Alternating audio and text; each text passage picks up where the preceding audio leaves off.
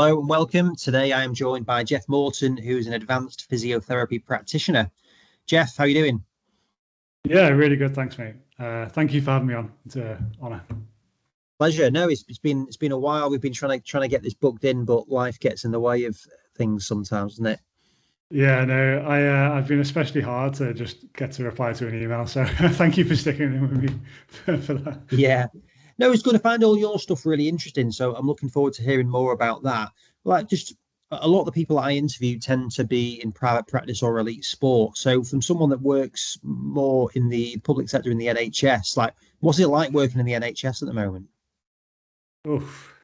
Uh, yeah, it's got plenty of opportunities to kind of improve.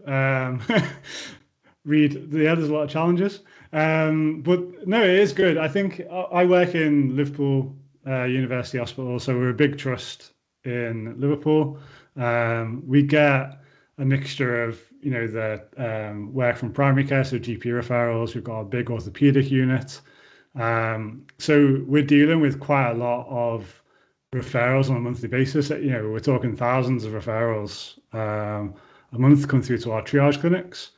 And I think a lot of NHS trusts are kind of struggling with things kind of post-COVID, like waiting lists never seem to have got back to a really acceptable standard. So that's an ongoing piece of work. But when you're dealing with that many referrals each month, it can be difficult to kind of get through that. And also from like a clinician working in the NHS, it can be quite difficult knowing that this is the status quo of things that are coming through and trying to find the enthusiasm to, be innovative or push things, try and do things a little bit different, which is, part of the job and part of the strategy of the NHS is to be innovative and do research and try and do these things. But you've got this constant balance of we're there to obviously treat patients, so that's always the priority. So uh,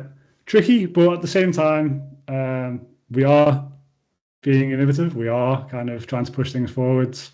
Um, so it's equally as exciting as it is frustrating, I think. I mean, from my perspective, I was chatting to someone else earlier on today on here as well. So he's in private practice and is doing a lot of things now in that.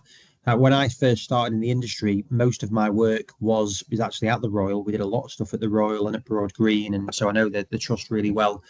And but it was more NHS based. That's historically where it was, and that was mainly because they were investing, it seemed like more into technology, and whereas now private feels like that's really taken on a lot of that role.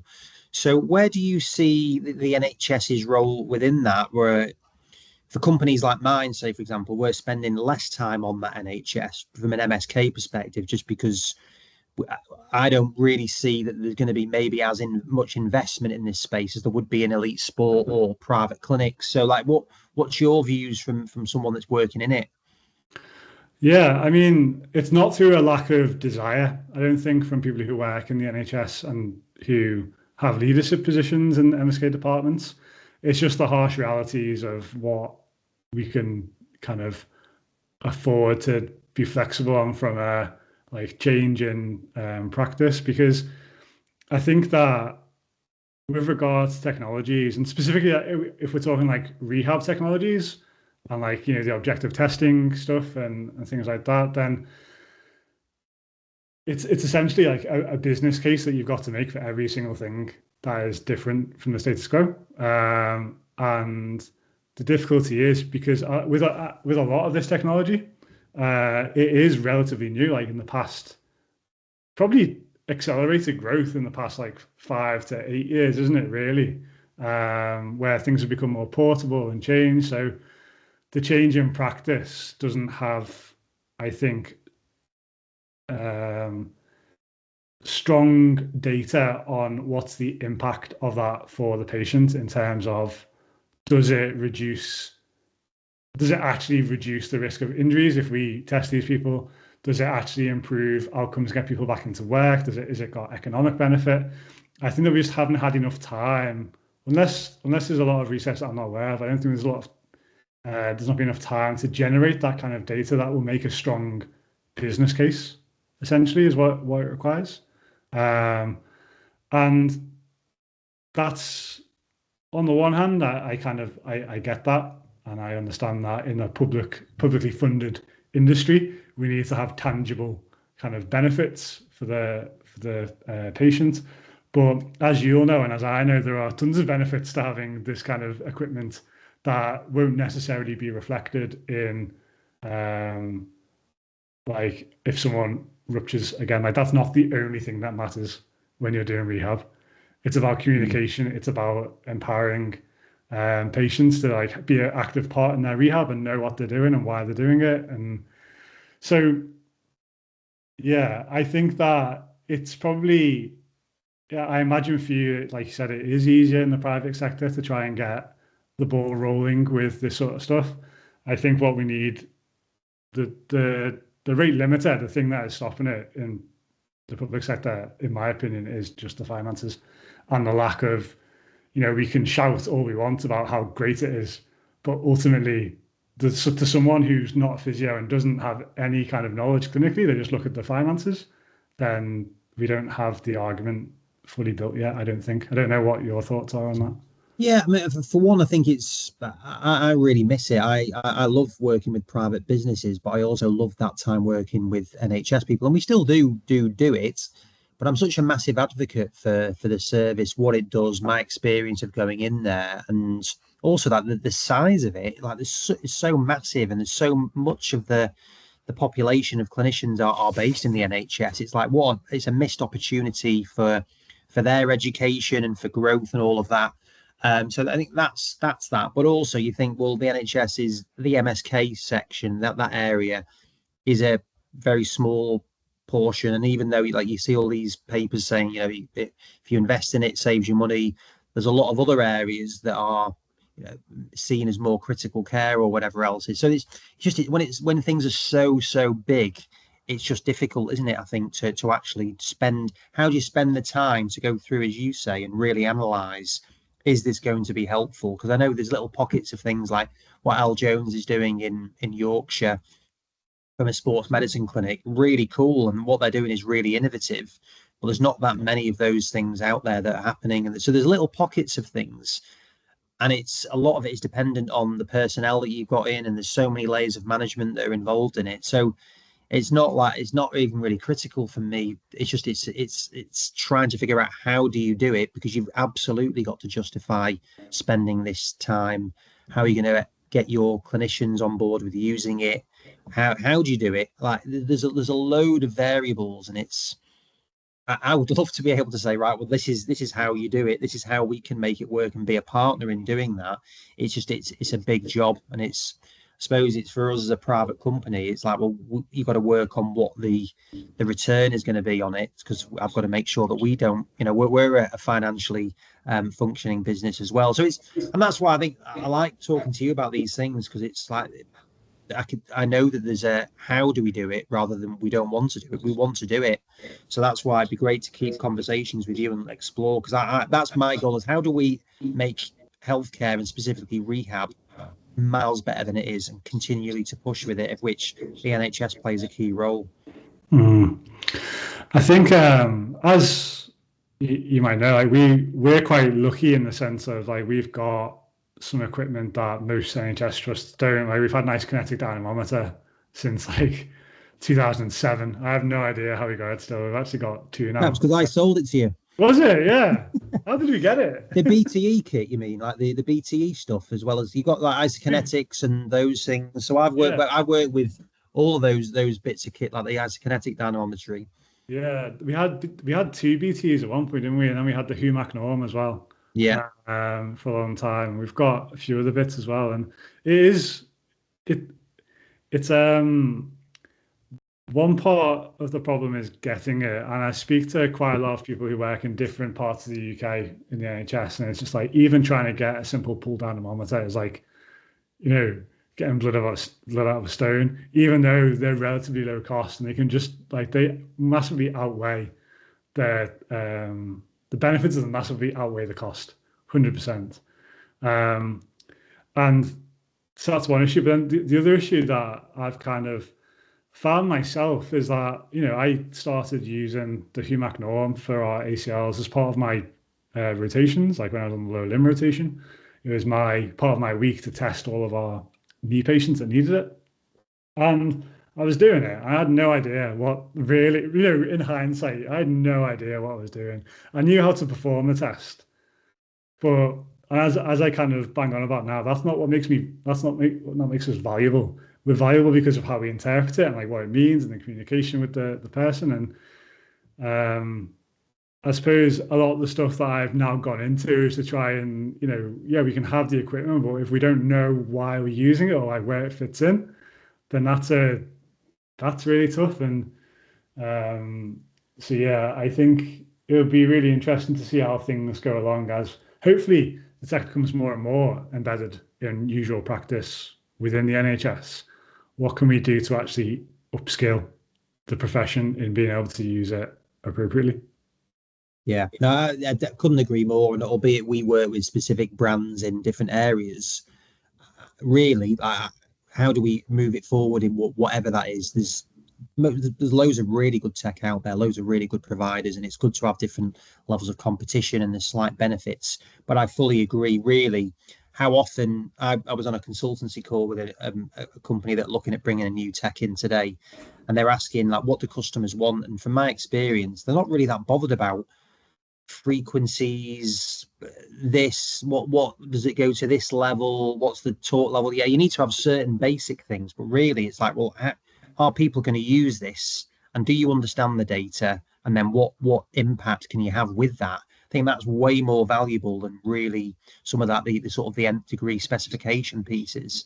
So I think, yeah, having people like you that are working in clinical practice and can help with that bit, and I'd love us to be a part of that as well, and helping people. How do we help people really use this stuff? Because a lot of the problems with why they don't happen is because they've got kit and then it doesn't get used, and then it's like, well, we're not doing that again, and then it's it doesn't really help with things.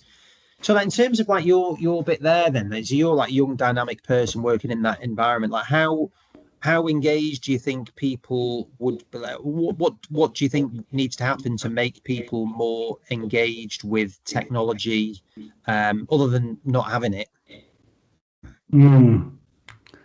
Yeah, I think there's so many different layers to that. I think it's that my thoughts are that it probably starts at the beginning, like with our kind of undergraduate or pre-registration training. I don't have a good answer as to what it should definitely look like, but I don't think it's any kind of secret that the way things are at the moment, like a lot of people leave university and aren't too sure on a lot of things. You could argue that it's maybe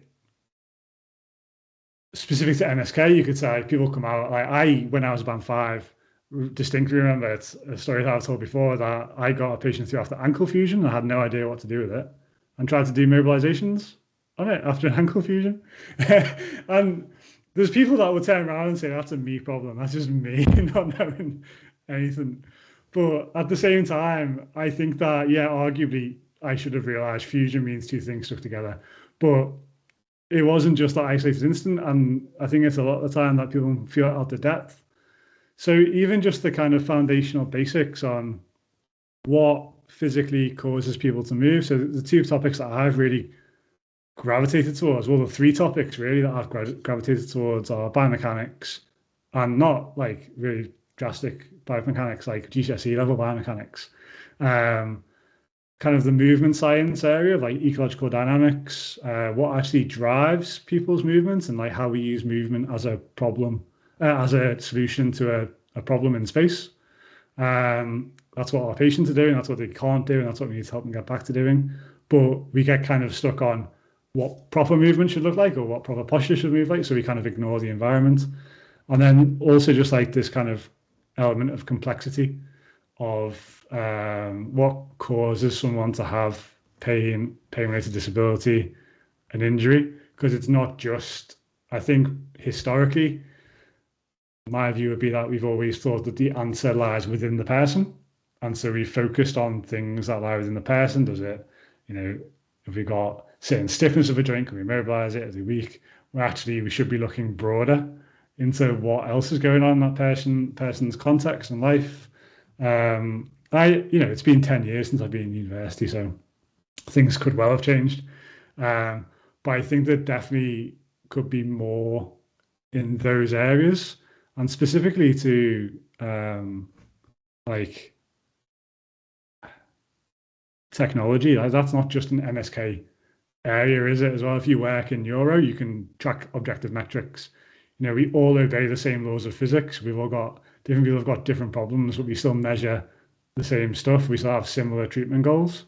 So yeah, without rambling on too much, probably the university aspect of it, I think there'd be additions to it, but then I don't know what you drop.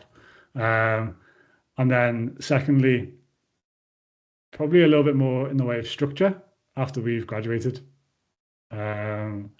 I'm not sure that medics have got it right, where they've got to have so many exams that cost so much to kind of advance through their career. I think there's probably middle ground that would work quite well for us in the physiotherapy space, particularly MSK physiotherapy, that you have to kind of demonstrate certain levels of understanding of different fields. Because that would, just provide some structure to what people need to do to try and progress and advance. And you could touch on a lot of different topics with that, but I think that an appreciation of the basic forces that people experience day to day and have to get back to after certain injury is a foundational part of that. Not that it would be a kind of program devoted specifically to that, but I think that would be encompassed. I think that would help quite a lot. And lastly, it's just time, but that's how do you solve the problem of not having enough time? Yeah, no. I think that now there's so many things you could do. There's so much choice of, even if you're looking at these things, right? Well, then which one, but this does that. It's just quite overwhelming with all of it. So yeah, I think there's something to be done there. Like, so for you then, so what made you want to be a physio? I don't actually have a very strong fancy answer for that. I think I used to play basketball as a kid. I rolled my ankle a few times. I was always interested in the body, but I didn't really know what I wanted to do about it.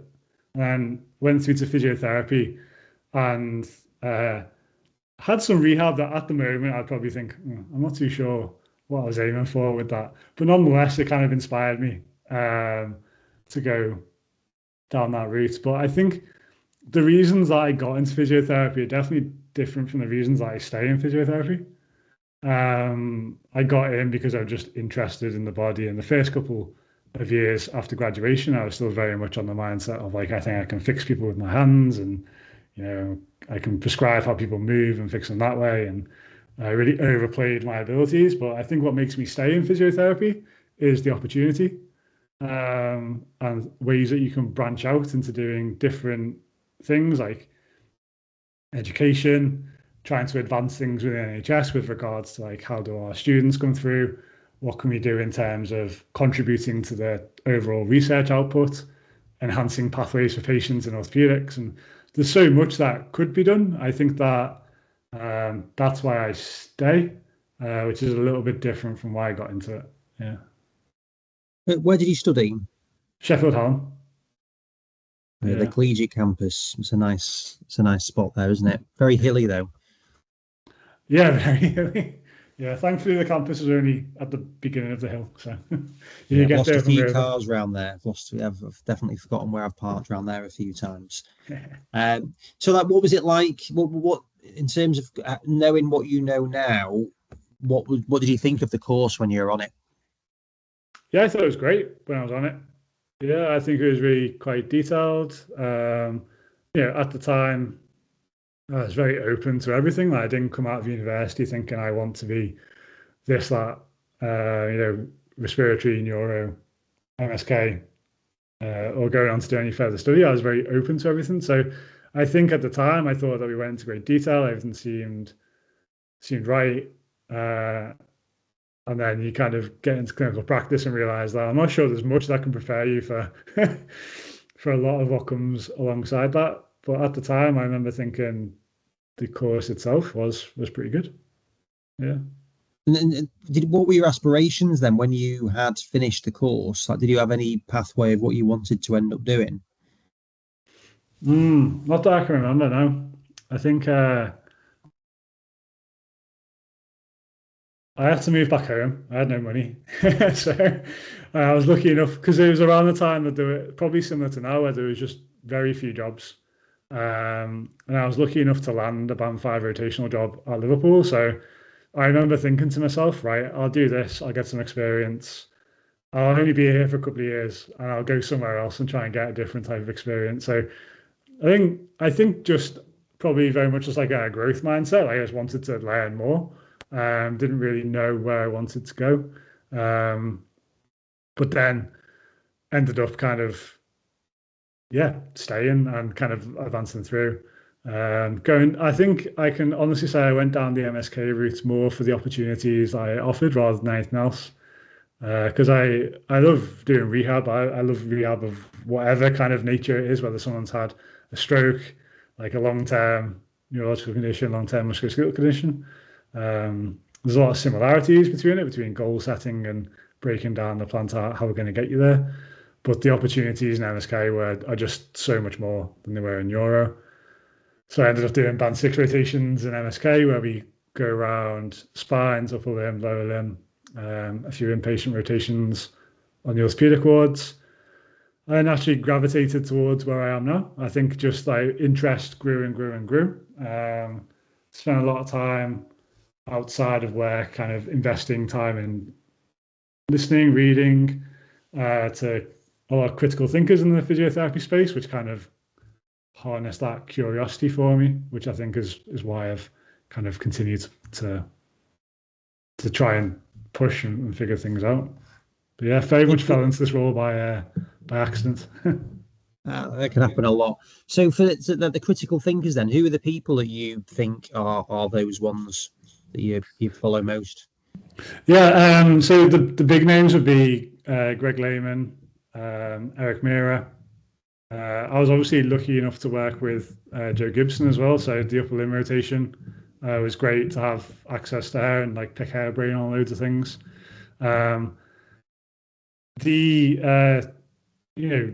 Jack Chew's Physio Matters podcast. I think when I started listening, it was just in the early episodes of that. It was kind of the first thing that I'd known in that space, and getting different experts on and being left just with loads of questions. They were probably the biggest influences on me. When you get that realization that actually we don't have it all figured out, that's what kind of really gets you like, oh, well, I wonder what we can do to try and advance this. You mentioned that the dynamometry, you kind of came across the dynamometers in the department, and then you went on to do some work in that space in terms of dynamometries. So, like, how, bearing in mind that it's not used that much, well, not every clinic has one, not every clinician has one. What was your experience of starting to work with dynamometry? What was your journey through that? Yeah, so as I said, on my lower limb rotation, I spent a morning a week running the tests. So people would kind of like book them in with me, and I'd interpret the tests as have they got 90% symmetry or not, and then kind of refer them back. And I'd also do some like other objective like hop testing with them. It was just when I started doing lower limb stuff, so I thought it was great. I loved how patients would just see a graph and it would click and go, oh, okay, yeah, I've got work to do on this, or I need more time. And then as I was playing around with more and more, should I be trying to get into doing a little bit more in the way of research or not? I think I actually, we planned to do a bit of like a reliability and validity study with the BTE, which is like when I first talked to you many, many years ago now. But then I got a place on a master's by research degree at Edge Hill. And so that kind of took precedent at the time. And I had grand plans of what I was going to do with that MRes, but it ultimately boiled down to looking at what was the what was the timeline of quadricep recovery after our patients had been through ACL reconstruction as measured by our historic data. So it was like a retrospective review. And then my supervisor there was a biomechanist. Is that Matt Gregg? Yeah, yeah, yeah. He was great. Like, he asked you loads of questions about, so, because to me, I was looking at peak torque on the test that we'd always run. And, the questions like, well, why are we looking at peak torque? Why are we looking at disc velocity? What does that tell you? Why does that fit into someone's rehab? I'm being asked all these questions about what is, why are we doing this? From a biomechanist as well, who's, that his expertise is kind of measuring all this and trying to understand where it fits in. From a clinician who just kind of saw a graph and introduced it into someone's care with what I thought it meant. And so that really sparked my interest in, well, exactly what you said. Why are we using it? What does it tell us about a patient's rehab? Which obviously sparked me into trying to understand more about biomechanical terms. The common narrative at the time was that we do it to try and reduce someone's injury, and to a certain extent, that is still the narrative. Obviously, we need to test people for reducing re-injury rates. And the more you kind of dive into it, the more you realize this is completely new ground to me. And as a physiotherapist, I previously considered myself a movement expert, but I realize I can't really say that if I don't know all these terms of like what actually causes movement, from a kind of biomechanical and physics sense, like even on a superficial level. And then, so that really kind of got me going. And as I said, I mentioned Eric Mira, who I'm sure everyone is probably aware of to some degree, but like his level of criticality and particularly the knee and ACL and the biomechanics go alongside that, how that should inform rehab. That's then what kind of tipped me over the edge from measuring force to kind of understanding it in the first place, and why do we need to worry about it as a physio.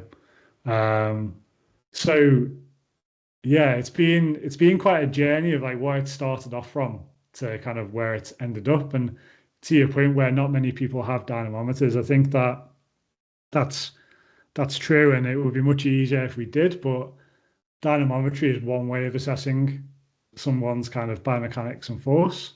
There are other ways that we can do it, and so trying to be creative with how can we try and figure out what we're doing and why is it important in the first place?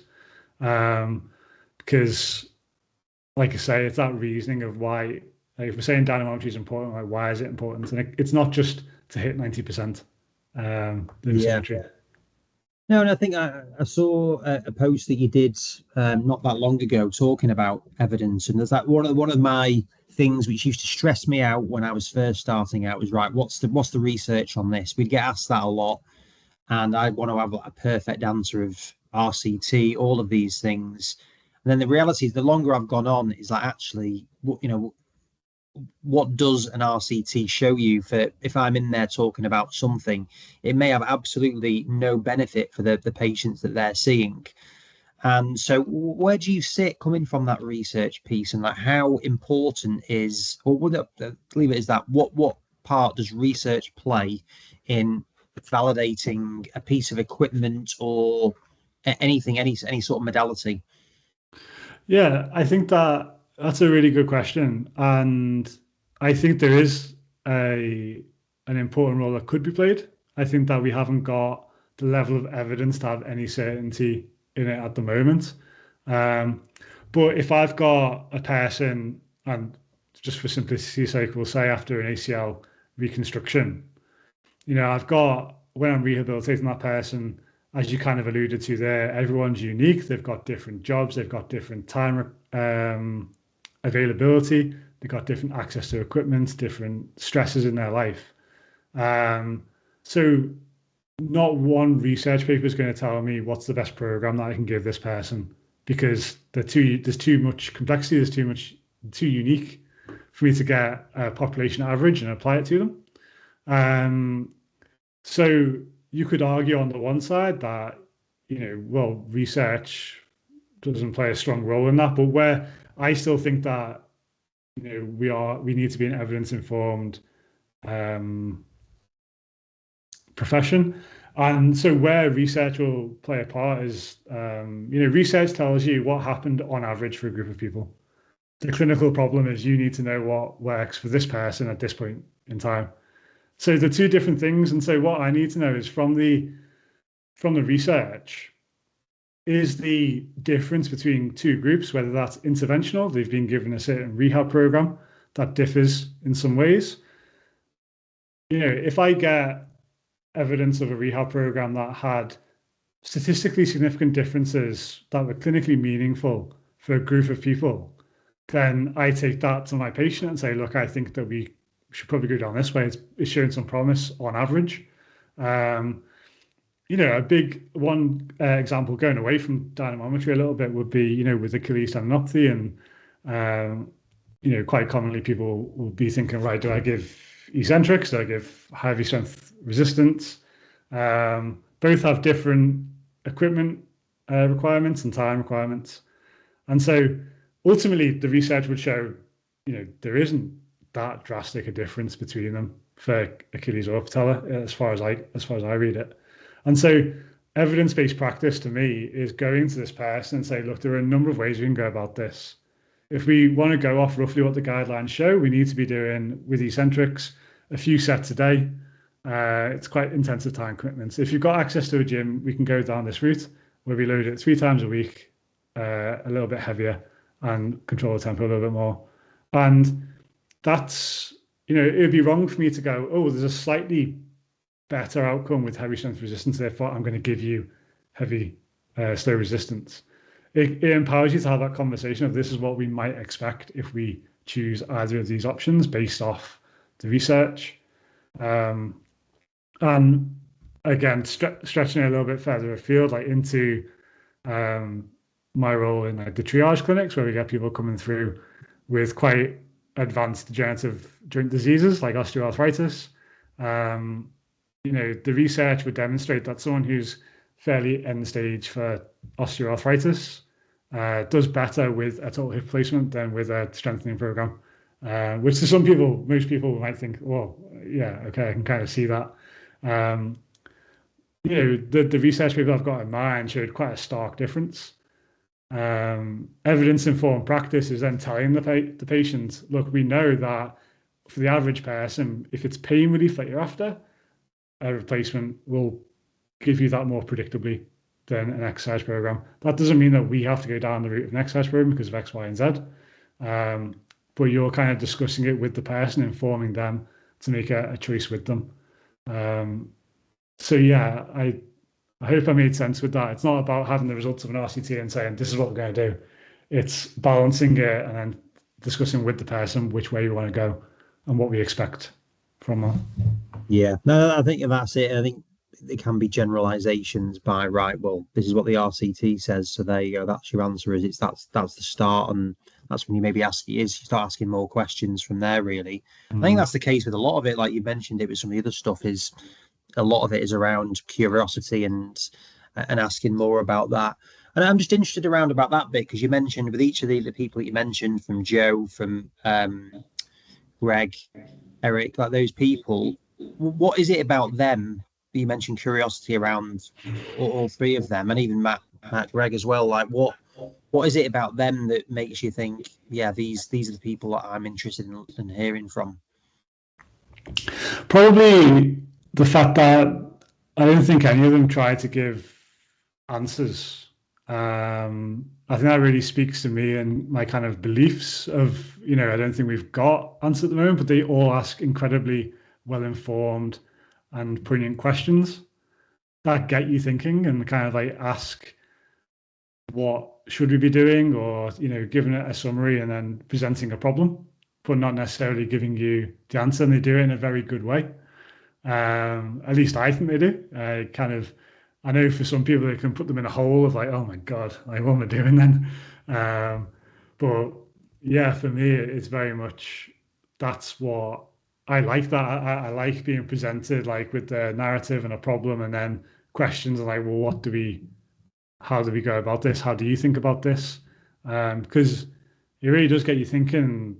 I think that's different to the people who maybe come across with more of a solution or a protocol, or this is how you try and approach this. As I said before, it's not a protocol or a certain treatment approach that gives us value. You can train anyone to do that. It's the reasoning behind it. Yeah, no, I think that's a great answer. I think it is good, and I agree. Sometimes it is like you go in, you want an answer, and then when you get a question back, it's like, oh God. But that process of thinking about it does really help, doesn't it, with your own progress and development? And that's, yeah, no, I think that is a really good point. And like, is that what was drove you with, like you mentioned, Jack Chew's podcast, and then like you with Physio Pulse podcast that you've been working on? Is that why you started that? Because you wanted to be looking into these things and being more inquisitive? Yeah, absolutely. I think that, my co-host James, I worked with him for years. Liverpool. I lived in the same house with him at uni, so I've known him for ages. Uh, we enjoy talking about this sort of stuff. Once he moved away from Liverpool, uh, you know, we got so familiar with talking with each other, we kind of knew which direction the conversation's going in, and so you're like, oh, well, on the one hand, it's a good opportunity just to catch up and chat about life and also about the stuff that we're interested in once a week. And then second, because we've both got so much from podcasts in the past. And so, yeah, a lot of people, myself included currently, but hopefully less so, like struggle with interpreting a paper and what it means. Like, what does it mean for clinical practice? And that's what we're weird. We get enjoyment out of trying to figure that out. So that's why we record it and put it out there. And it's a similar style to PT Inquest, which is what Eric Meira's podcast started out as, and now it's been taken over by new hosts. And it's basically like a journal review, but then also we'll do case studies. We'll quiz each other on like what would we do next, or why would we do a certain thing.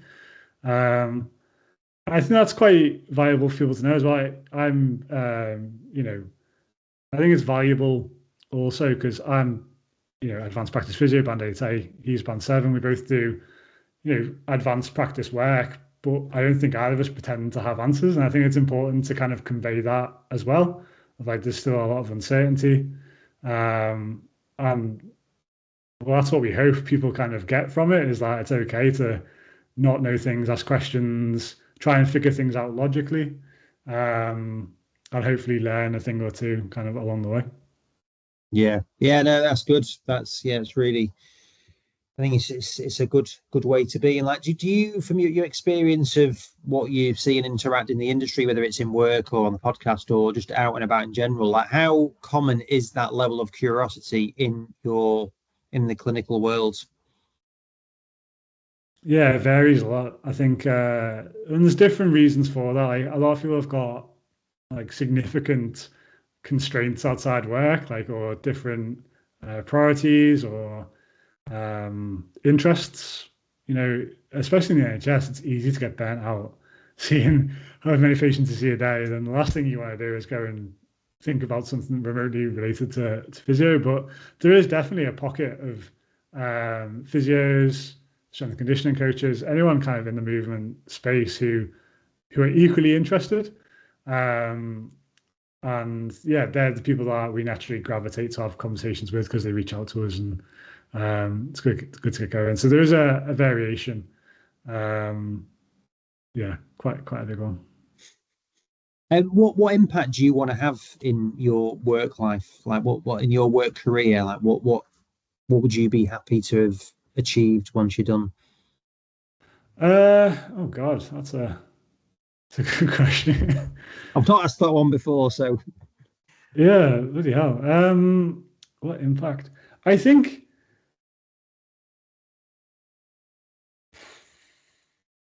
overall, I'd like to think that helped like I've helped people on their journey of like clinical development is probably the big thing. Like, if I can do that for people, then I think that's what I get fulfillment out of at the moment.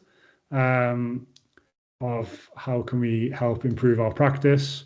I'm very much in a part of my career where I'm not too sure where I want to go with it, because I'm 32. I've got another 35, 40 years left.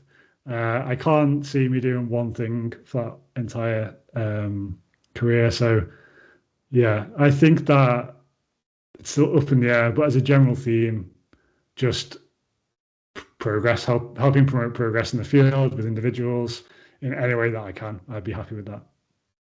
Yeah, I mean, I think some of the things that you've mentioned, I think you've got a very inquisitive, curious mind, but also like your understanding of interpreting data. I know from my work that would be massively helpful, certainly in the NHS, but in private clinics, like you've got really good experience of dynamometry and understanding it, but not to the degree where it's you need to have this. It's actually right. Well, data, what understanding and interpreting data, I think is massively under it's misunderstood really in a lot, even in elite sport. There's so much data that you can do in that, and it's like, well, what actually can you use?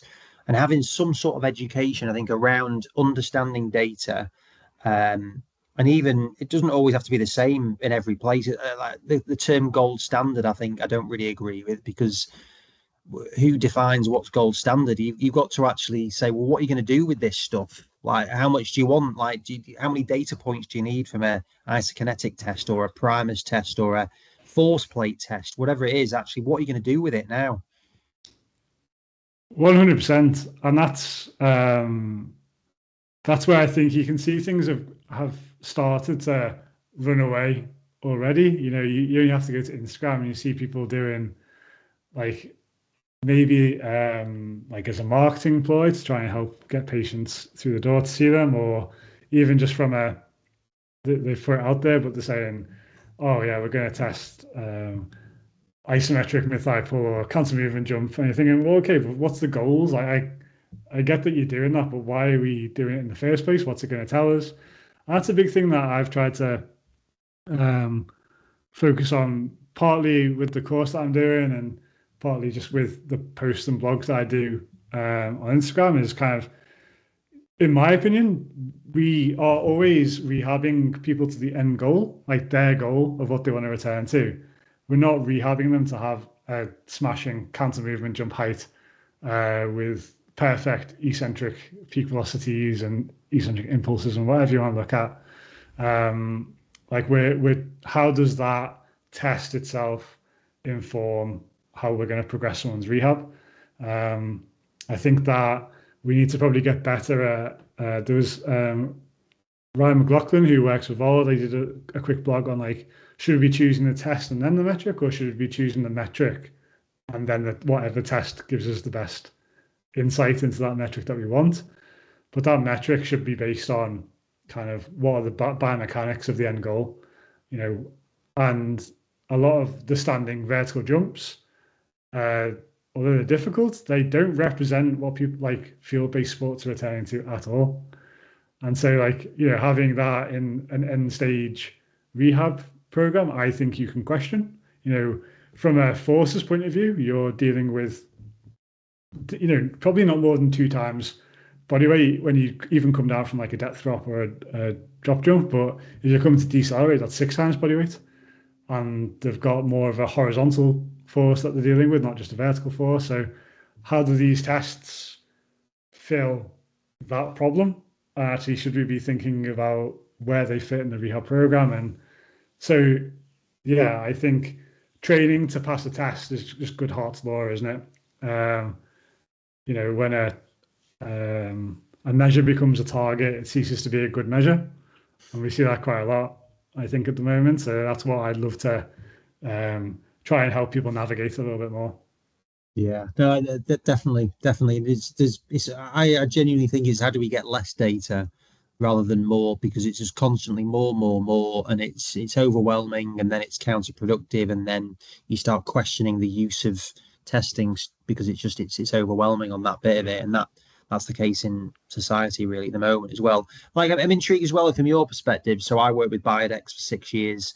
know isokinetics really well, and now dynamometry has become far more accessible. So historically, it was, they're big, um, expensive, slightly more complicated, and now we've got more accessible things like you mentioned. I think Valve done an incredible job with really revolutionizing the objective testing space, and there's other companies out there doing it as well. But like, where do you sit in terms of the isokinetic dynamometry and how important that is, and where do you see it going? Because cost, space, time, understanding, interpretation, all of these things, like where do you see that going? Yeah, probably more towards the inline dynamometry and stuff like that, because accessibility is going to be key. But the one thing, I think that I still like ice kinetics because you get that um, like torque position curve. Like it gives you certain things that isometrics maybe don't. But on top of that, and probably more importantly, is like the fundamentals of testing is you need to have a reliable test.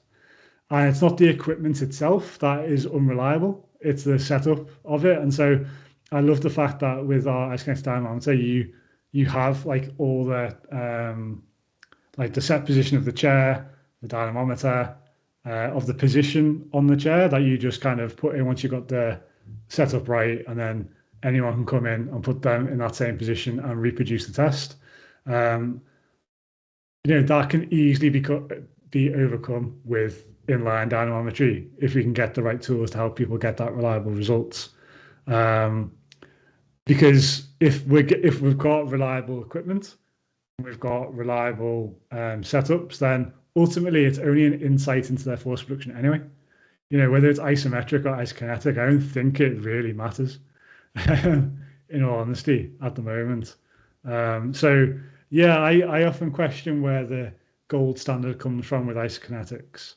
I think gold standard means reliable, valid, ultimately reproducible and helps you with your goals. Like, it Yeah. doesn't have to be a 50K piece of equipment.